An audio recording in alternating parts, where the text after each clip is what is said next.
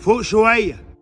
عمر تعالى البيت بسرعة، عايزاك. في إيه، انت كويسه؟ أنا حامل، الحمد لله، كرم من عند ربنا. داخل على مسؤولية كبيرة، بالذات إن أنا ما بشتغلش. ما تشيليش هم يا حبيبتي، انا قدها ان شاء الله. يا مدير كنت عايز ازود عدد ساعات الشغل بتاعي عشان ازود دخلي. ماشي، بس ليه كده؟ الحمد لله ربنا كرم والمسؤوليه زادت شويه. عملت لك اكلك والادويه بتاعتك ايه يا حبيبتي؟ شكرا يا حبيبي. انا رايح الشغل، لو في اي حاجه كلميني على طول. فوق شويه. عمر الحقني، أنا تعبانة، بطني مش قادرة. ها طمني يا دكتور، هتبقى كويسه، هتلاقي الادويه دي واعمل لها كمادات. مش عايزك تعملي اي حاجه في البيت، انا هعمل كل حاجه، خف انت بس. شكرا يا حبيبي، ربنا يخليك. متاخر على الشغل. الغدا بتاعك وادويتك يا حبيبتي.